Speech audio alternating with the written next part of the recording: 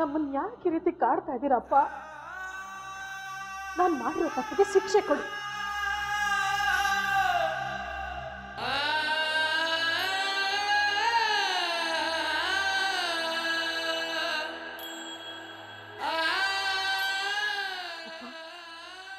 ನೀವು ಕ್ಷಮಿಸಿದೀನಿ ಅಂತ ಒಂದು ಮಾತು ಹೇಳಿದ್ರೆ ಸಾಕು ಅಪ್ಪ. ಅದ್ರಲ್ಲೇ ನಾನು ಇಡೀ ಜೀವನ ಕಳೆದು ಬಿಡ್ತೀನಿ.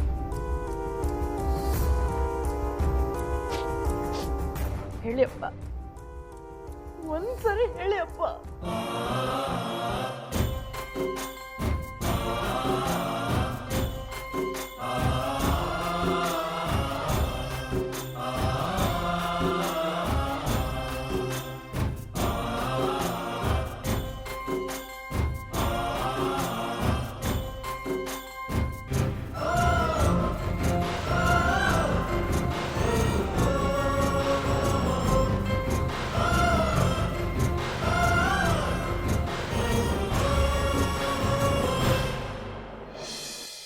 ಮಾವ, ನಾವೊಬ್ಬ ಹುಡುಗ ಹುಡುಗಿಗೆ ಮದುವೆ ಮಾಡಬೇಕು ಅಂದರೆ ಅವರಿಬ್ರು ಒಪ್ಪಿಗೆನೂ ಕೇಳ್ತೀವಲ್ವಾ?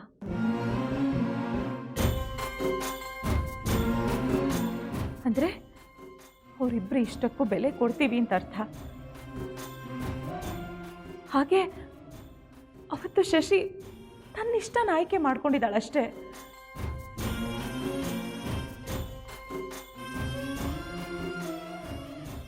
ಈ ಒಂದು ಕಾರಣಕ್ಕೆ ಇನ್ನೂ ಅವಳನ್ನು ದೂರ ಇಡೋದು ತಪ್ಪು ಮಾವ.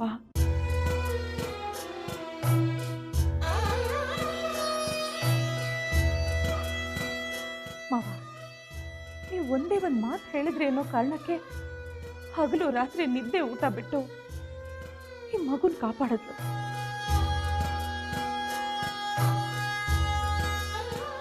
ಯಾಕೆ ಹೇಳಿ? ಇವಳ ಮನಸ್ಸಲ್ಲಿ ಇನ್ನೂ ನಿಮ್ಮ ಬಗ್ಗೆ ಪ್ರೀತಿ ಇದೆ, ಗೌರವ ಇದೆ, ನಿಮ್ಮ ಮಾತಿಗೆ ಬೆಲೆ ಇದೆ.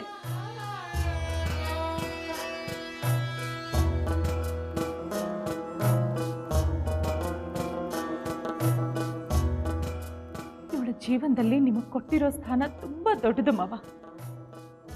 ಈಗಲಾದ್ರೂ ಇವಳನ್ನ ಕ್ಷಮಿಸಿ, ದೊಡ್ಡವರಾಗ್ಬಿಡಿ.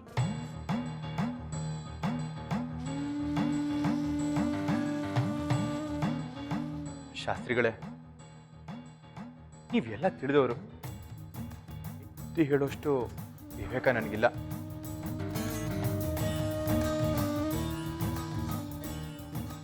ಆದರೂ ಒಂದು ಮಾತು ಹೇಳ್ತೀನಿ, ದಯವಿಟ್ಟು ದಯವಿಟ್ಟು ನೀವು ಕೋಪ ಸ್ವಲ್ಪ ಕಮ್ಮಿ ಮಾಡ್ಕೊಳ್ಳಿ.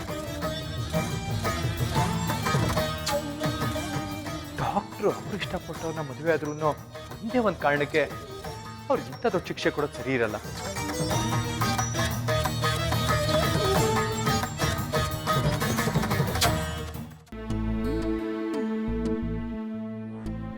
ನಿಮ್ಮ ಈ ತಂಗಿ ಇರೋವರೆಗೂ ನೀವು ಏನು ಯೋಚನೆ ಮಾಡಬೇಡಿ. ಎಲ್ಲೂ ನೀವೀಗಿರೋ ಪರಿಸ್ಥಿತಿಯಲ್ಲಿ ಎಲ್ಲಿಗೂ ಹೋಗೋದು ಬೇಡ. ನಾವೆಲ್ಲರೂ ಇದೇ ಮನೆಯಲ್ಲಿ ಒಟ್ಟಿಗೆ ಇರೋಣ. ಅಯ್ಯೋ ಲಕ್ಷ್ಮಮ್ಮ, ನನ್ಗೇನಾಗಿದೆ ನೋಡಿ, ನಾನು ಚೆನ್ನಾಗೇ ಇದ್ದೀನಿ. ಬಾವಾ, ಲಕ್ಷ್ಮಿ ಹೇಳ್ತಿರೋದು ಸರಿ ಇದೆ. ನೋಡಿ, ನೀವು ಈ ಪರಿಸ್ಥಿತಿಲಿ ಎಲ್ಲೂ ಹೋಗ್ಬೇಡಿ. ಮೊದಲು ನೀವು ಬ್ಯಾಗ್ ಕೊಡಿ. ಒಂದ್ ನಿಮಿಷ ಬಾವ. ಏನು ನನಗೆ ಪರ್ಮನೆಂಟ್ ಕಾಲ್ ಸರಿ ಹೋಗಲ್ಲ ಅಂತ ನೀವೇ ಡಿಸೈಡ್ ಮಾಡ್ಕೊಂಡ್ಬಿಟ್ಟಿದ್ದೀರಾ?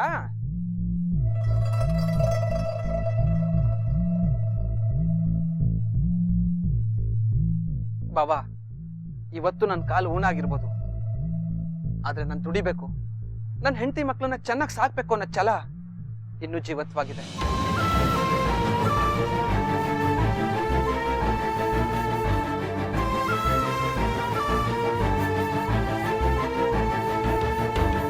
ಲಕ್ಷ್ಮವ್ವ, ಕಾಲಿಲ್ದೇ ಇರೋ ಕುಂಟ ದೇಶಕ್ಕೆ ಗೋಲ್ಡ್ ಮೆಡಲ್ ತಂದ್ಕೊಟ್ನಂತೆ.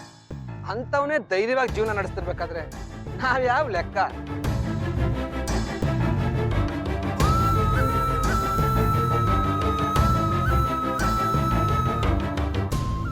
ದಯವಿಟ್ಟು ನಮ್ ತಡೆಬಿಡಿ. ಆಯ್ತಣ್ಣ, ನೀವು ಹೋಗಿರಂತೆ, ಆದ್ರೆ ಈಗ ಬೇಡ, ಇನ್ನೊಂಚೂರು ಚೇತರಿಸ್ಕೊಂಡು ಹೋಗಿ.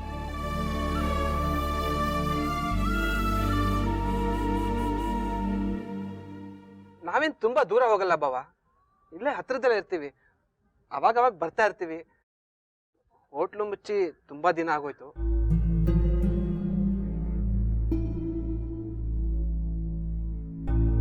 ನೋಡಿ, ಇಷ್ಟು ವರ್ಷ ನನ್ನ ಹೆಂಡತಿ ಮಗು ಭಾರನ ನಿಮ್ಮೇಲೆ ಹಾಕಿ ತುಂಬಾ ದೊಡ್ಡ ತಪ್ಪು ಮಾಡ್ಬಿಟ್ಟೆ.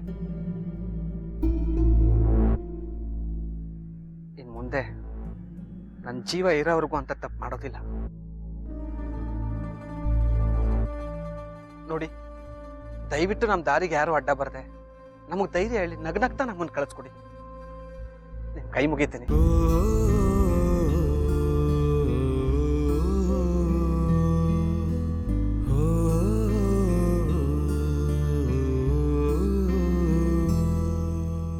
ಅದ್ಕೆ ಏನಾಯ್ತು? ಯಾಕೆ ಅಳ್ತಾ ಇದ್ದೀರಾ? ಅಳ್ತಿಲ್ಲ ಕವಿತಾ, ಈ ಸಂತೋಷಕ್ಕೆ ಬರ್ತಿರೋ ಕಣ್ಣೀರು.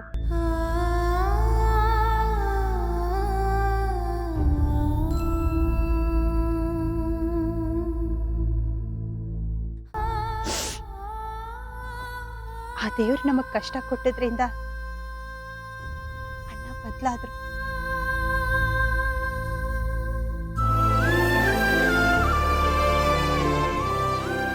ಜೀವನ ಏನು ಅನ್ನೋದು ಅರ್ಥ ಆಯ್ತು. ಒಟ್ನಲ್ಲಿ ಇಷ್ಟು ದಿನದ ನಮ್ಮ ಶ್ರಮಕ್ಕೆ ಇವತ್ತೊಂದು ಅರ್ಥ ಸಿಕ್ತು ಅಂತ ಅನಿಸ್ತಾ ಇದೆ. ಹೌದು ಲಕ್ಷ್ಮಿ, ದೇವರು ನಮ್ಮನ್ನ ಪರೀಕ್ಷೆ ಮಾಡ್ತಾನೆ ಅಂತಂದ್ರೆ ಅದ್ರ ಹಿಂದೆ ಯಾವುದೋ ಒಂದು ಒಳ್ಳೆ ಉದ್ದೇಶ ಇರುತ್ತೆ.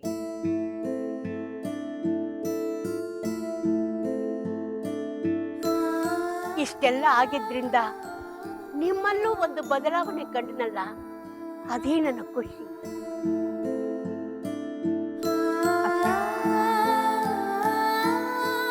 ನನಗೆ ನನ್ನ ಗಂಡ ದುಡಿಬೇಕು ಅನ್ನೋ ಹಂಬಲ ಇದೆ. ಇವ್ರ ದುಡಿ ಮೇಲೆ ಬದುಕಬೇಕು ಅನ್ನೋ ಆಸೆ ಇದೆ.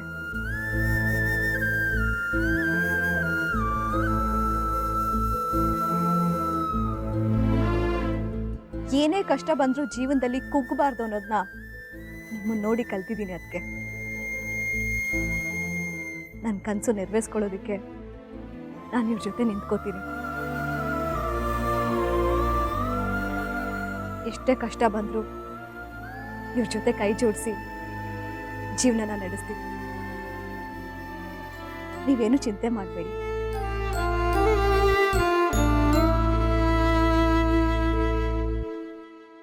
ಹೋಗ್ಲಿ ಬಿಡು ಲಕ್ಷ್ಮಿ, ಅವ್ರನ್ನ ತಡಿಬೇಡ. ಅವ್ರಿಗೆ ಹೇಗೆ ಇಷ್ಟ ಬರುತ್ತೋ ಹಾಗೆ ಬದುಕು.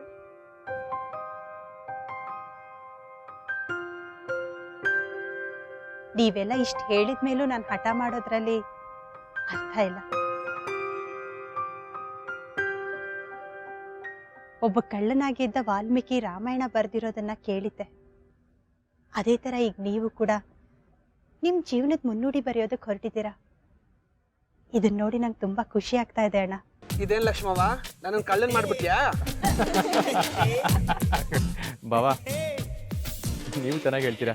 ಅಲ್ಲ, ಲಕ್ಷ್ಮಿ ನಿಮ್ಮನೆ ವಾಲ್ಮೀಕಿಗೆ ಹೋಲಿಸಿದ್ರೆ ಅದನ್ನ ನೋಡೋದ್ ಬಿಟ್ಟು ಕಳ್ಳ ಅಂದಿದ್ದನ್ನ ನೋಡ್ತಿದ್ಯಲ್ಲ, ನಿನ್ಗೇನ್ ಹೇಳ್ಬೇಕು?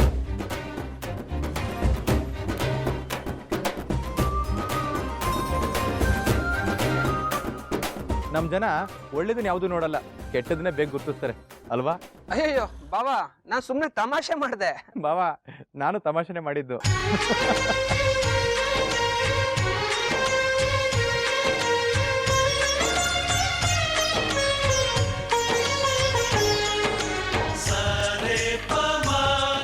ಮಾತಾ ಅಲ್ಲಮ್ಮ ಲಕ್ಷ್ಮಿ, ನೀನು ಕೇಳಿದ್ದಿನ ಯಾವತ್ತಾದ್ರೂ ಇಲ್ಲ ಅಂದಿದ್ದೀನ? ಅದೇನು ಅಂತ ಕೇಳಮ್ಮ. ಅಪ್ಪಾಜಿ, ಅದು ಇನ್ಮೇಲೆ ನಾನು ಈ ಮನೆ ಕೆಲ್ಸಕ್ಕೆ ಬರಕ್ಕಾಗಲ್ಲ.